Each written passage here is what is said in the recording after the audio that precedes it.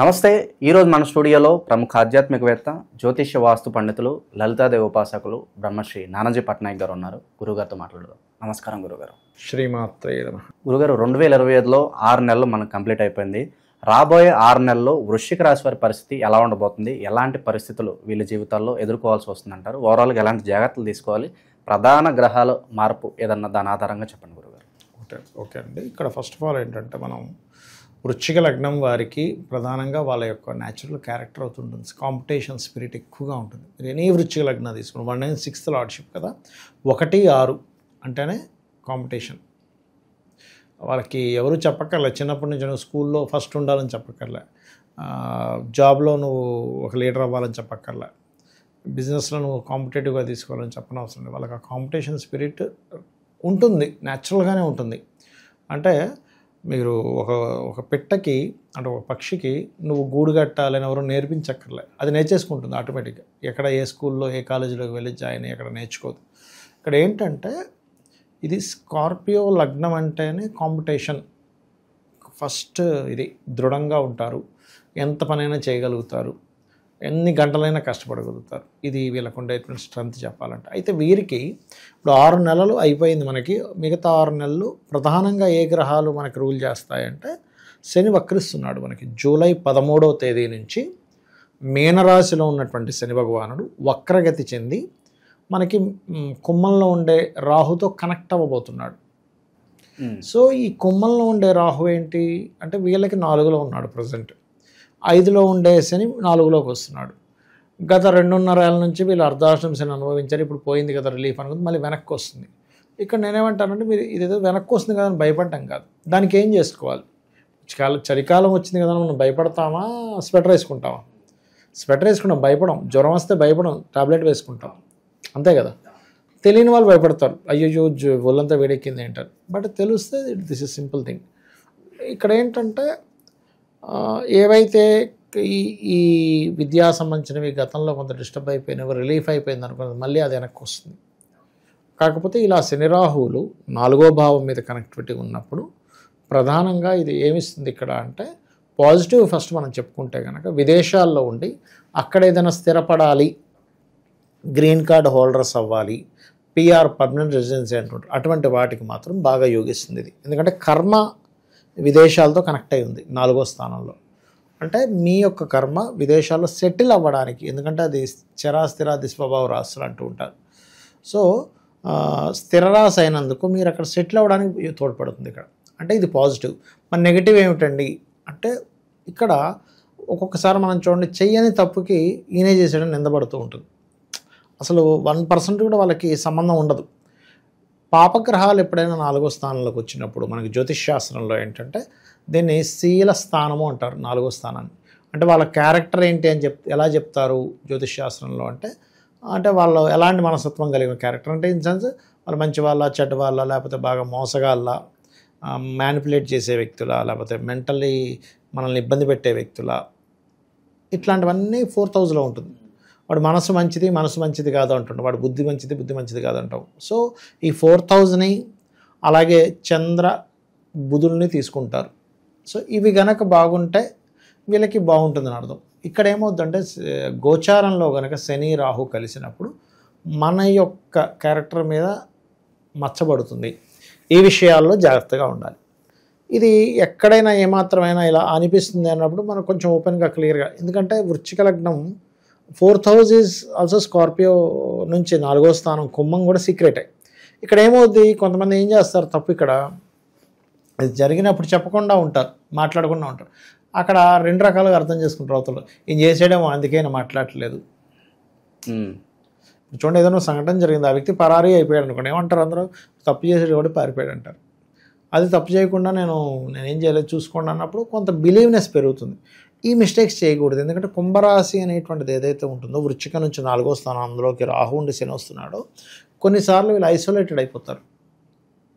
అలాగే ఈ వ్యాపారాలు ఇవన్నీ కాదులే, జాబే చేసుకుందామనే ఆలోచన, ఎందుకంటే దీన్ని గులామీ యోగా అని కూడా అంటారు నాడీ ఆస్ట్రాలజీలో.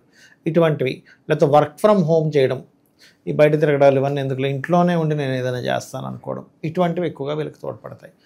ఎందుకు అంటే ఇక్కడ మనం దశమ స్థానాన్ని కూడా పరిశీలన చేయాలి. వృశ్చికం నుంచి దశమ స్థానం అనేటువంటిది సింహం అవుతుంది. సింహంలో కేతు ఉన్నాడు. కేతువు ఆల్వేజ్ ఏంటంటే సెపరేటివ్ ప్లానెట్.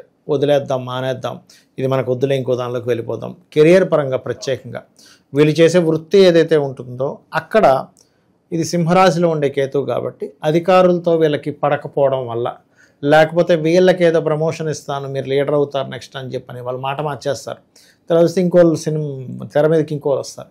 ఇటువంటి వాటి వల్ల కొన్ని కెరియర్ పరంగా కొన్ని డెసిషన్స్ తీసుకునేటువంటి సందర్భము వీళ్ళకి వస్తుంది. సినీ రాజకీయ ప్రముఖులకు కూడా ఎలాగ ఉండబోతుందా? చెప్తానండి. రాజకీయ ప్రముఖులకి పార్టీలు మారుతారు.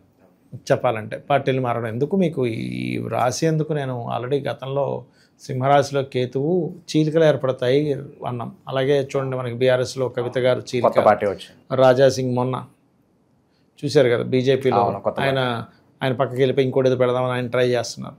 సో ఏంటంటే రాజకీయాల్లో ఈ సంవత్సరం రాజు రెవైనందుకు, కేతువు దాని మీదకి వచ్చినందుకు ఖచ్చితంగా రాజ్యాలు, అదేవిధంగా కొన్ని దేశాలకు ఉండే ఫ్రెండ్షిప్స్ కూడా కట్ అవుతాయండి. మీరు చూడండి కావాలంటే, బికాజ్ ఆఫ్ కాంబినేషన్. అది మనం బంగారం గురించి కూడా ప్రిడిక్ట్ చేసాం, అది స్ట్రక్ అవుతుంటుంది, ముందుకు వెనక్కి తిరుగుతుంటుందండి, వెళ్ళిపోవడం. సిల్వర్ రేట్లు కూడా పెరుగుతాయి, ఖచ్చితంగా పెరుగుతాయి. అది ముఖ్యంగా జూలై ఆగస్ట్ కాదు, అక్టోబర్ నవంబర్లో బాగా పెరుగుతాయి. సో అది అయితే నేనేమంటానంటే, ఇక్కడ పర్టికులర్గా ఈ గ్రహాలు ఎప్పుడైతే మనకి కేతువు దశమంలో ఉన్నాడో, గణపతిని ఎంత ఆరాధిస్తూ ఉంటే అంత ఖచ్చితంగా వీరికి కెరియర్ పరంగా గ్రోత్ ఉంటూ ఉంటుంది. నిందలు పడుతున్నాయి, చండీ ఆరాధన, చండీ పారాయణం చేసుకోవడం, చండీ వినడం, చండీ హోమానికి వీళ్ళు అటెండ్ అవ్వడం అనేటువంటిది మంచిది. కొంత వీళ్ళ కుటుంబ సభ్యుల్లో ఎవరినైనా విదేశాలకు పంపించాలనే ప్రయత్నం కూడా ఫలిస్తుంది. కొంచెం వ్యాపారాల్లో ఉండేటువంటి వారికి కొంతవరకు ఫినాన్షియల్ గ్రోత్ ఉంటుంది. ఎంత అర్ధాష్టం శని వైపు శని వస్తున్నప్పటికీ కూడా అది మనం చూసుకోవచ్చు. అలాగే మరొక విషయం ఏంటంటే, ఇక్కడ కొద్దిగా ఈ అక్టోబర్ నుంచి మాత్రం వివాహ సంబంధించిన విషయంలో మాత్రం కొద్దిగా స్ట్రెస్ ఉంటుంది. ఎందుకంటే ఇక్కడ ఈ శని రాహుల్ 4లోకి రావడం, గురువు భాగ్యంలోకి రావడం, ఈ పంచమాధిపతి భాగ్యంలో ఉన్నప్పుడు ఏంటంటే వీళ్ళకి దైవానుగ్రహం పెరుగుతుంది. ఒక రకంగా చెప్పాలంటే, అంటే లక్కీగా మనకి భగవంతుడు మన వైపు ఉన్నాడేమో, దేవుడు ఉన్నాడు అనేటువంటి కొన్ని సంఘటనలు జరుగుతాయండి. అంటే ఇంత సిచ్యువేషన్లో కూడా నాకు బాగుందంటే అమ్మయ్య భగవంతుడు ఉన్నాడు. దానికి కారణం ఏమిటంటే, గురువు దృష్టి మనకి ఈ వృశ్చికం వారికి లగ్నం మీద పడుతుంది. లగ్నము అంటే జీవుడు. ఆ జీవుడు ఉండేటువంటి స్థానం మీద ఎప్పుడైతే గురువు దృష్టి పడుతుందో, ఎలాంటి సిచ్యువేషన్స్ వచ్చినా అమ్మయ్య నాకు ఏదో రకంగా నడిచిపోతుంది. అంటే ఎలాంటి, ఇప్పుడు కొంతమందికి ఉద్యోగం పోతుంది, కానీ జీవిత భాగస్వామి ఉద్యోగం చేయడం, అబ్బాయి అమ్మాయి ఉద్యోగం చేయడం చేసినప్పుడు పెద్ద ఎఫెక్ట్ పడదు వాళ్ళిద్దరు శాలరీలు వస్తున్నాయి, ఇల్లు మరి గడవలేని స్థితి ఉండదు. అట్లా ఏదో రకంగా సేవింగ్ ఫ్యాక్టర్ అక్టోబర్ నుంచి కొంత వీళ్ళకి తోడ్పడుతుంది మళ్ళీ చెప్పాలంటే, అదొకటి. కాకపోతే ఏంటంటే కొంచెం తల్లిగారి ఆరోగ్యము, వాహనం మీద వెళ్ళేటప్పుడు ముఖ్యంగా ఒక్కోసారి మనకి ఫాగ్, ఒక్కోసారి మంచులో మనం నడపాల్సి వస్తుంది ఎర్లీ మార్నింగ్. రాబోయేది కూడా చలికాలం, వర్షాకాలం చలికాలాలు వస్తున్నాయి కాబట్టి కాస్త మంచులో వెళ్ళేటప్పుడు, ఎందుకంటే వాహన కారక స్థానంలో శని దగ్గర రాహు ఉన్నాడు. రాహు ఏంటంటే పొగ కారకుడు. ఈ పొగ మంచు వల్ల ఇబ్బందులు వస్తుంటాయి ఈ టైంలో వాహనాల మీద వెళ్ళేటప్పుడు, అది పర్టికులర్గా గమనించాలి. ఇంకోటి, కొంతమందికి health related point of view కనుక మనం అబ్జర్వ్ చేస్తే బ్రీతింగ్ ఇష్యూస్ ఉంటాయి కొంతమందికి. ఇది బ్రీతింగ్ పట్టకపోవడం, చల్లోకి వెళ్ళడం వల్ల ఇబ్బంది. ఆ విషయాల్లో కొద్ది జాగ్రత్త తీసుకున్నట్లయితే బాగుంటుంది వీరికి.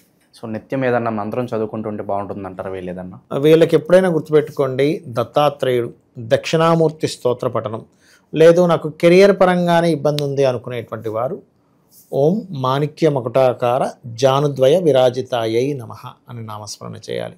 లేదు ఇలా కాదు, నేను చక్కగా ఏమంటారు చదువు విషయంలో ఇబ్బంది పడుతున్నాను, లేదా ఆరోగ్య సంబంధించిన విషయంలో బాగా ఇబ్బంది పడుతున్నాను అనుకునేటువంటి వారు వీరు చేయవలసింది చండీ పారాయణం, చండీ వినడం, లేదా మీకు దగ్గరలో ఆంజనేయ స్వామి ఆలయం కానీ, దుర్గా ఆలయం కానీ, లేకపోతే సుబ్రహ్మణ్యేశ్వర స్వామి ఆలయం కానీ ఉన్నట్లయితే రోజు ఒక 5 నిమిషాలు వెళ్ళి రావడం కనుక అలవాటు చేసుకోగలిగితే అన్ని విధాల వీళ్ళకి బాగుంటుంది. రాబోయే 6 నెలల్లో వృశ్చిక రాశి వారికి ఏ విధంగా ఉండబోతుందో మీ మాటలు అద్భుతంగా వివరించారు. ధన్యవాదాలు. శ్రీమాత్రే నమః.